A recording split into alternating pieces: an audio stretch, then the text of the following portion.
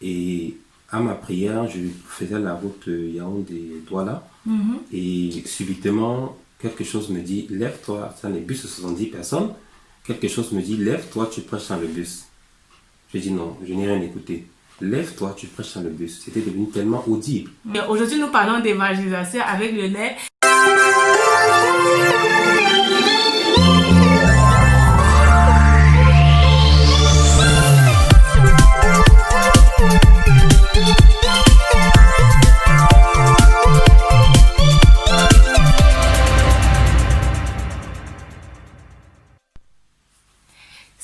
Salut, bienvenue à quelques minutes d'encouragement. Je suis très contente que tu prennes de ton temps pour regarder cette émission aujourd'hui. Je suis Myriam et je suis là pour t'encourager, pour te booster à être la lumière du monde, à te positionner réellement comme cette personne qui transforme les vies, que Dieu utilise pour bénir d'autres personnes. Aujourd'hui, je ne suis pas seule, je suis avec Lionel. Je vais lui donner le soin de se présenter. Il a un message puissant qui va transformer ta vie. Encore un encouragement pour toi aujourd'hui. Salut Lionel, bienvenue à cette émission.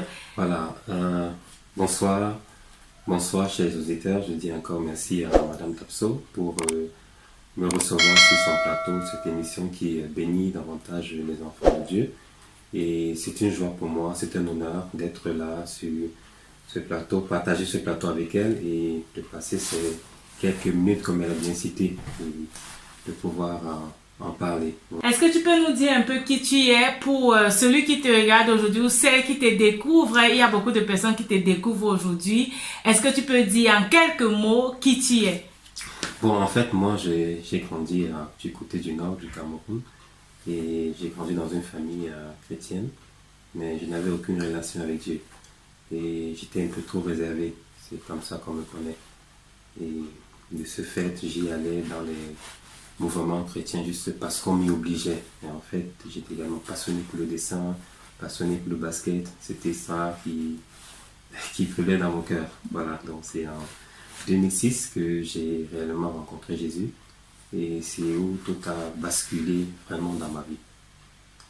Ouais, tu as rencontré Jésus et tout a basculé. Qu'est-ce qui s'est passé? Qu'est-ce que Jésus t'a apporté de nouveau? La première des choses que je dirais que Jésus m'a apporté, c'est la nouvelle vie. C'est la première des choses. Et ensuite, ma conversion était un peu autre. C'est-à-dire, j'ai commencé à aimer la parole de Dieu. J'ai commencé à partager la parole de Dieu. Et ça a commencé à prendre de l'ampleur dans ma vie. Et puis bon, voilà, c'est comme ça que les choses de Dieu ont commencé à m'intéresser. Et ce calme que j'avais, cet homme réservé que j'étais, a commencé un peu à sortir de moi. Donc c'était un peu drastique au niveau même de la vie de sanctification. Il fallait mettre de côté beaucoup de choses parce que je ne pouvais plus marcher avec le Seigneur et continuer de mener une certaine vie. C'était un peu difficile pour moi, mais avec le temps, le Seigneur m'a davantage enseigné et nettoyé un certain nombre de choses dans ma propre vie. Dans ta propre vie. Gloire à Dieu. Ici, dans cette chaîne, Lionel, nous parlons de mission de vie, nous parlons d'appel, nous parlons de vision. J'encourage généralement les gens à connaître leur vision, à connaître leur appel et à exercer dans ce domaine. Je ne sais pas si toi tu connais ton appel. Est-ce que tu peux nous dire ou dire à celui qui te regarde aujourd'hui quel est ton appel et surtout comment est-ce que tu as fait pour découvrir cet appel? Bon, c'est vrai que c'est une question fondamentale.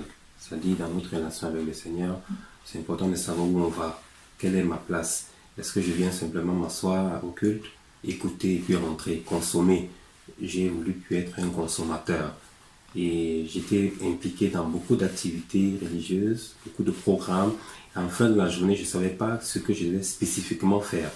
Alors, je me suis retiré, j'ai dit, Seigneur, moi, je veux connaître concrètement ce à quoi tu m'appelles. Et à ma prière, je faisais la route Yaoundé-Douala. Et subitement, quelque chose me dit, lève-toi, ça les bus de 70 personnes, quelque chose me dit, lève-toi, tu prêches dans le bus. Je dis non, je n'ai rien écouté. Lève-toi, tu prêches dans le bus. C'était devenu tellement audible. Alors je me lève, j'ai vu un frère qui était assis derrière, je vais le voir, je dis, est-ce que tu peux prier pour moi parce que je vais prêcher dans le bus? Il me dit, mais... Est-ce que tu savais déjà que c'était un frère ou c'était spontané? Vous vous êtes rencontrés dans le bus et vous avez échangé, tu as su que c'était un frère? ou parce que tu vas vers lui pour lui demander de prier pour toi? Bon, en fait, on faisait la même cellule d'études bibliques ensemble. Ok. Donc, je vais donc vers le chauffeur, je dis au chauffeur, voilà, est-ce que je peux avoir l'autorisation de pouvoir parler de Dieu dans le train, dans le bus, autant pour moi. Il me dit, il fallait me demander depuis. C'est alors que j'ai pris mon courage et j'ai prêché dans le bus, 70 personnes, les gens écoutaient, et les personnes ont été bénies. Voilà. Wow. Et c'est quoi ton appel? C'est quoi ton appel en quelque sorte? Est-ce que ce jour, est-ce que tu as pu connecter ce jour avec ton appel? Ce n'était pas seulement ce jour, parce que même au retour, la même chose s'est produite. Et parfois, j'étais à la maison, lève-toi, tu vas au marché, tel, tu vas prêcher là-bas. C'est devenu tellement fréquent dans ma vie que j'ai constaté que les choses normales je ne vivais plus une vie normale. Ouais. J'ai compris qu'il y a quelque chose qui est en train de se passer. Et c'est là où c'était clair pour moi que mon appel, en fait, c'est être un gagneur d'âme. Être un gagneur d'âme. L'évangélisation. L'évangélisation, être un gagneur d'âme. Moi-même, j'ai été évangélisée et c'est parce que j'ai été évangélisée que j'ai donné ma vie à Christ. Peut-être une autre fois, je parlerai de mon témoignage, comment ça s'est passé. Ce n'était pas dans un bus, mais j'ai été évangélisée et j'ai donné ma vie à Christ. Mais est-ce que l'évangélisation, c'est actuel? Ça a commencé quand l'évangélisation? C'est vrai que la Bible nous dit que Jésus est venu et il a donné la mission à ses disciples d'aller et de faire de toutes les nations, les disciples de faire de toutes les nations, nous qui appartenons à Christ. Est-ce que l'évangélisation commence après Jésus? Tu as compris, aujourd'hui nous parlons d'évangélisation avec Lionel. Est-ce que l'évangélisation commence avec Jésus? Est-ce que l'évangélisation commence après Jésus? Ou alors on parlait déjà d'évangélisation avant que Jésus ne vienne sur la terre, avant que les disciples ne commencent cette mission? Je crois que Lionel est mieux placé pour répondre à cette question-là. Voilà, en fait, je ne me permettrai pas du coup de dire oui ou non. Il est important d'abord de ressasser un certain nombre de choses, de comprendre l'origine, de comprendre l'essence, de comprendre la jeunesse même. Pourquoi est-ce qu'aujourd'hui on parle d'évangélisation? Il y a des choses qui se sont passées avant et je introduirai directement avec le schisme entre Israël et Juda. Le schisme entre Israël et Juda, c'est qui est Israël et qui est Juda? Pourquoi on parle de schisme? Bon voilà, pour recentrer le débat, la conversation, on se réfère au livre de 1 roi qui nous relate l'histoire de Salomon. Et Salomon, après la mort de Salomon, on connaît ce qui s'est passé avec Salomon. Et c'était quelqu'un que le Seigneur aimait bien. Alors, il lui a dit clairement qu'il ne devait pas adorer les dieux étrangers parce qu'on reconnaît que c'était le péché mignon en fait du peuple d'Israël puisqu'ils ont vécu en Égypte. Alors, il a épousé également la fille du pharaon d'Égypte et c'est comme s'il ramenait le pays à 40 ans en arrière. Ouais. Alors, avec ces nombreuses femmes, ça l'a poussé à ce qu'on appelle la prostitution spirituelle. Alors, le Seigneur, lui qui avait fait la promesse à son père David, qu'il y a toujours l'un des saints qui sera toujours sur le trône. Mais avec Salomon, il a fait comprendre que il va accomplir sa promesse, mais il va le laisser simplement avec un seul royaume. Alors, ce qui se passe, c'est que le fils de David, le fils de David ou de Salomon, oui. Qui s'appelle Roboam, justement, lui à son tour, quand son papa décède, c'est lui qui devait prendre en principe normalement la royauté. Et ce qui se passe, c'est que les anciens sont venus le rencontrer parce que son père était un homme d'affaires. Son père était un homme qui était vraiment qui avait qui voulait faire des choses grandes. Et pour arriver à ses fins, le pays était sous certaines corvées, que ce soit avec des impôts ou bien que ce soit certains travaux. Alors, ce qui se passe, c'est que les anciens viennent voir qu'on travaille avec son papa, lui disent voilà mon petit, donc voilà comment ton papa a fonctionné pour pouvoir réaliser ses projets. C'est pesant pour la population. Est-ce que tu ne peux pas alléger? Alors, qu'est-ce qu'il fait? Il va rencontrer ces jeunes avec qui ils ont grandi et ils disent que non, il faut même doubler la corvée. Wow. Alors, quand ça se passe comme ça, il y a ceux qui sont du côté de Sichem, du côté du nord, en fait, d'Israël. Ils se sont révoltés. Ils se sont révoltés et la révolte était tellement brutale et drastique qu'il a fallu même que celui-ci fuit pour ne pas être lynché par la population. Alors, c'est là où Jéroboam a régnait de cette partie du nord d'Israël et Roboam régnait du côté du sud d'Israël. Alors on avait deux peuples, deux frères qui se séparent. Une partie, on avait Jéroboam qui dirait 10 tribus et Roboam qui dirait une seule tribu parce que Siméon était dans Juda. C'était un petit peuple, donc c'est pour ça qu'ils sont restés dans Juda. Le reste avec Ephraïm, avec Manassé, avec Isaacar et les autres, ils étaient du côté du nord d'Israël. Donc c'est pour ça qu'on assiste au schisme entre Israël et Juda. Comment est-ce que l'évangélisation apparaît à ce moment du schisme? Alors, peut-être avant de mettre le point sur l'évangélisation, qui est notre point focal, il y a eu ce qu'on appelait une unification. Il fallait d'abord que certains États, c'était un processus. Voilà comment je vais définir le thème. Alors, il a fallu que Ézéchiel, c'est qui? Ézéchiel, c'est un prophète. Alors, quand on regarde nous, dans la vie d'Ézéchiel, Ézéchiel a vécu ce qu'on appelle un mutisme. Alors, quand on parle de mutisme ici, il y avait ce qu'on appelle peut-être les scientifiques ou bien les médecins peuvent mieux connaître ce que je suis en train de dire. Il y a ce qu'on appelle le mutisme akinésique. Il y a le mutisme total et il y a le mutisme sélectif. Alors, on se croyait, quand on rentre, on est peut-être au verset 26, où le Seigneur lui dit clairement que je vais t'arracher celle qui te séduit les yeux, tu ne vas pas pleurer son deuil, tu ne vas pas verser des larmes. Alors, on croyait, parce que quand on se refait, on se rend compte que le mutisme total, c'est une perte de la parole due à un problème psychique. La perte d'un membre de sa famille, la perte d'un proche, ou bien un accident, ou bien une agression brutale. Alors on pourrait se croire que Ézéchiel a vécu un mutisme total. Mais quand on va plus loin, on se rend compte depuis le début, le Seigneur a dit qu'il va lui arracher la parole et il ne va que parler que lorsque il va mettre les paroles dans sa bouche. Alors on peut conclure que Ézéchiel a vécu un mutisme sélectif, seulement pour parler transmettre la parole de Dieu. Voilà. Pour Dieu l'utilisait ou Dieu lui permettait de parler uniquement lorsqu'il devait transmettre la parole de Dieu. Et ce prophète Ézéchiel, il se situait où il était à Israël, où il était à Juda. Puisqu'on a parlé du schisme, de la séparation de Israël et Juda à cause de la rébellion, je veux dire, peut-être de la rébellion du fils de Salomon. Est-ce que le prophète Ézéchiel se situait à Israël ou alors il se situait à Juda? Alors, c'est important de rentrer dans les textes pour essayer de mieux comprendre.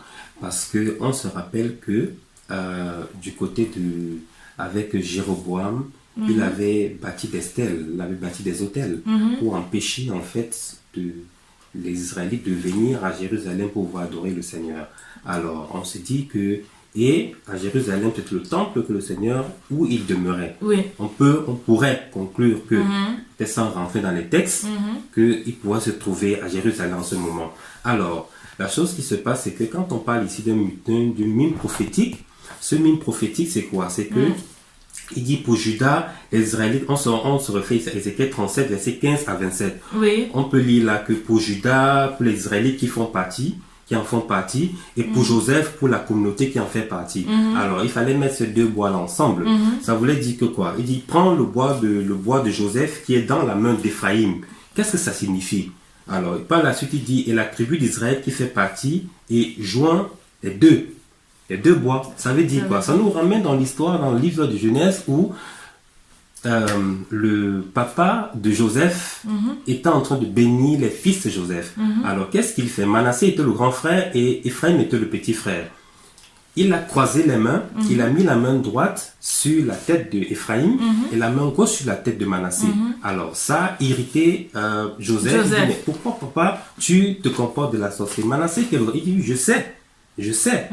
Donc, Ephraim a hérité ici et était devenu l'héritier, donc le grand frère sur le plan familial. Alors c'est pour ça ici que quand il parle du bois de Joseph, on fait référence à Ephraim.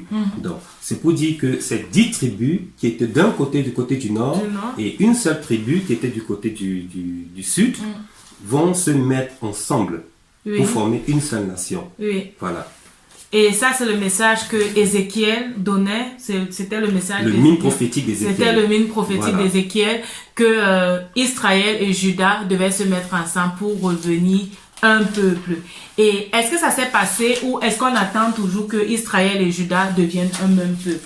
Bon, il faut comprendre que là, il faut faire la corrélation entre l'Ancien et le Nouveau Testament. Ok. On entre maintenant dans le Nouveau Testament où on nous rentre ici dans Jean 10, verset 7, où Jésus dit, il est le bon berger qui donne sa vie pour ses brebis.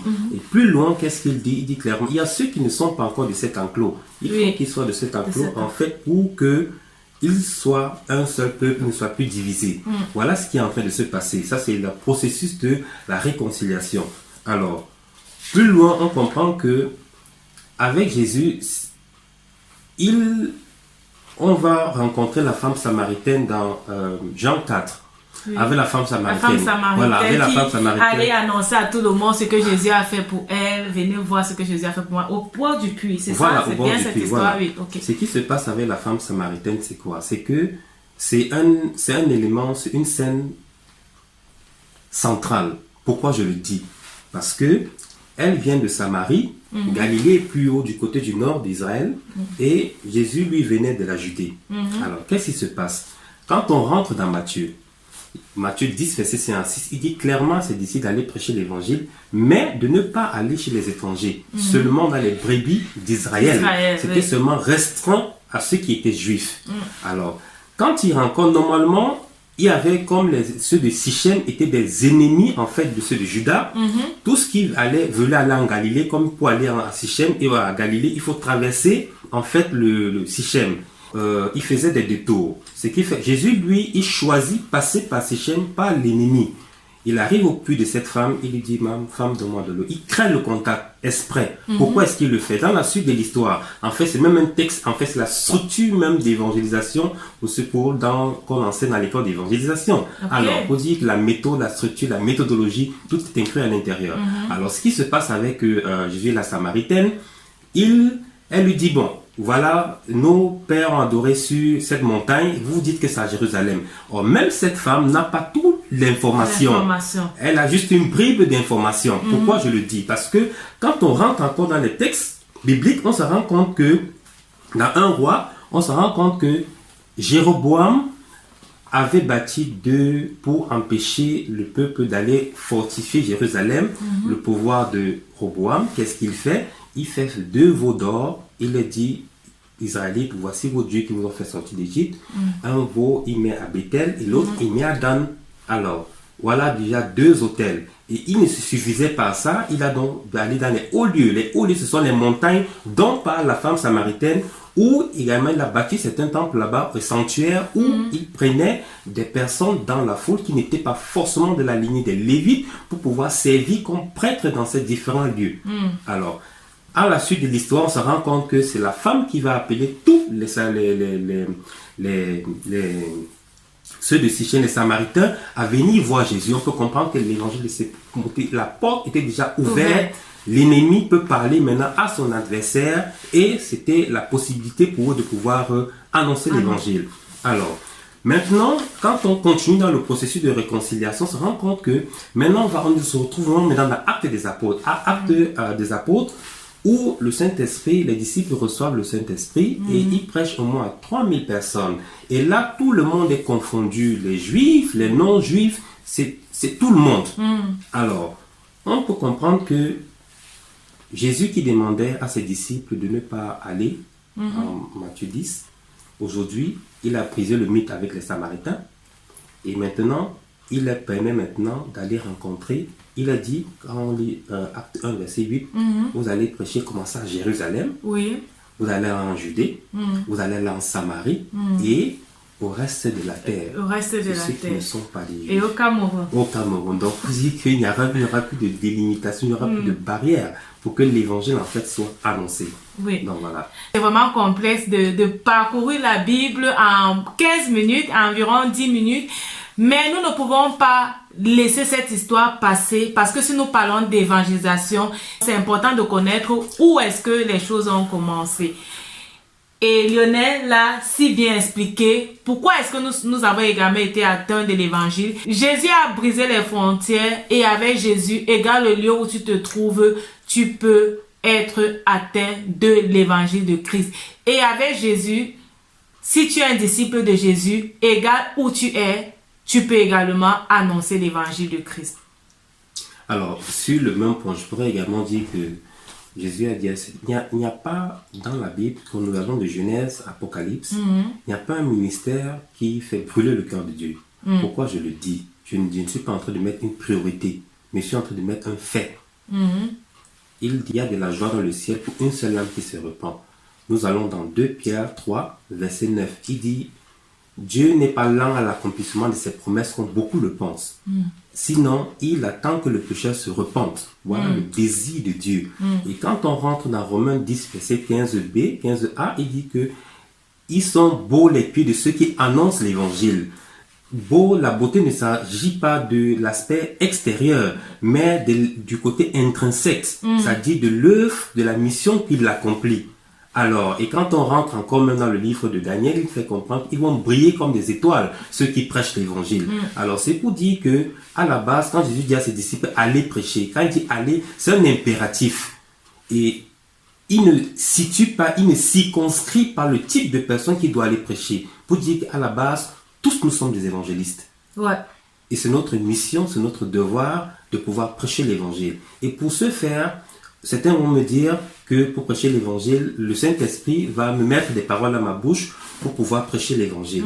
Je dirais à ça, si on rentre dans les textes bibliques, on comprend que les disciples ont fait 3 ans de formation.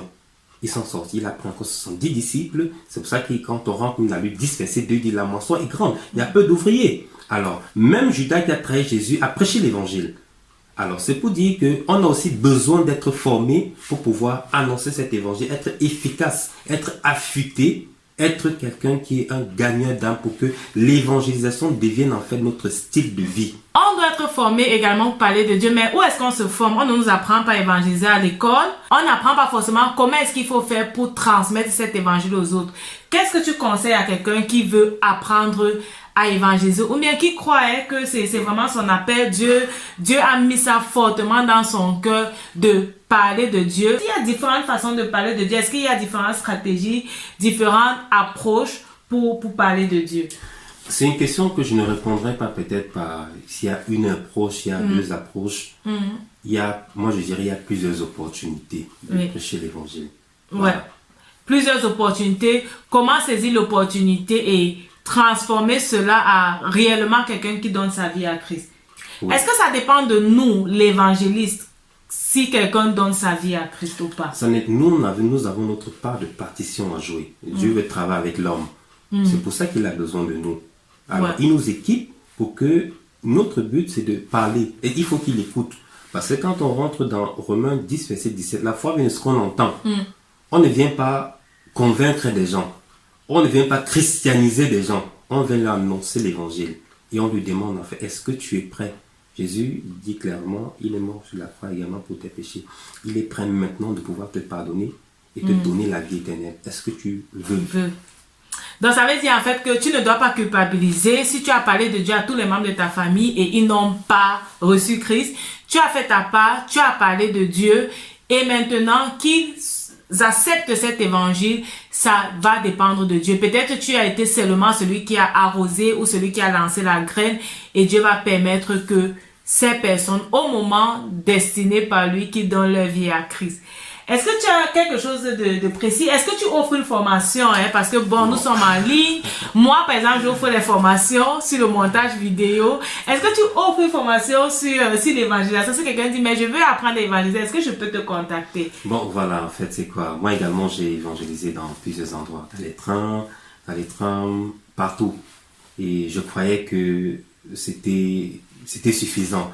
Mais je me suis également allé me faire former. Je me demandais pourquoi est-ce que ça vaut la peine. Mais j'ai sacrifié un argent que je n'avais pas parce que je comprenais l'importance de gagner une âme. Je me suis allé me faire former à ITE, une école d'évangélisation ici en Allemagne. Et c'est comme ça qu'au sortir de là, je vous dis vraiment, ça a changé ma façon d'évangéliser. C'est-à-dire, avec cet outil, où vous vous trouvez, dans le tram, au lieu de service, partout c'est un champ d'émission. En 2-3 minutes, on prêche l'évangile à quelqu'un. Oui. Et les gens reçoivent l'évangile. les gens écoutent l'évangile à n'importe quelle heure. Parfois, le Seigneur me saisit à 5 heures du matin, dans le train, quand je suis à l'intérieur de travail. Va rencontrer tel, va rencontrer tel. Pour dire que c'est devenu mon style de vie. Je ne prie plus peut-être me lever le matin et dire Seigneur, bénis-moi, bénis-moi. Non. Seigneur, je ne vais pas rentrer dans cette routine-là. Que je sois une bénédiction pour quelqu'un. Et le Seigneur crée des opportunités et les gens sont bénis. Voilà. Amen. Et XTE, c'est en Allemagne. Je suppose que la formation se passe également en allemand. Oui. La formation se passe également en allemand. Ce n'est pas un problème si tu es en France, si tu es dans un pays francophone. Je crois que si Dieu t'appelle effectivement à ça, je t'encourage vraiment à prier, à dire à Dieu, j'ai écouté aujourd'hui que je dois me former pour évangéliser, j'ai besoin des outils. Il y a des écoles d'évangélisation un peu partout dans le monde. Lionel n'offre pas encore de formation à l'évangélisation. Toutefois, tu as la possibilité de prier pour ça et je suis certaine que Dieu va te conduire vers une bonne école où tu vas avoir des outils. Si tu as des questions, n'hésite pas, pose tes questions en commentaire. Lionel va se prendre le plaisir de lire tes questions et de répondre également à tes questions sur l'évangélisation, sur les stratégies d'évangélisation. Voilà. Chose. Voilà. Merci d'avoir écouté cette émission jusqu'à la fin. Si tu es là pour la première fois, n'oublie pas de t'abonner. Laisse-moi un commentaire. Comment est-ce que tu as trouvé l'émission? Est-ce que tu étais encouragé? Est-ce que tu es un évangéliste? Est-ce que tu es content de savoir que je parle aussi d'évangélisation dans cette chaîne? Laisse-moi juste les commentaires et tes questions. Surtout, rappelle-toi, ta vie, c'est un don de Dieu. La façon dont tu la vis, c'est un don que tu fais à Dieu. Que Dieu te bénisse et à la prochaine. Bye bye. Bye bye.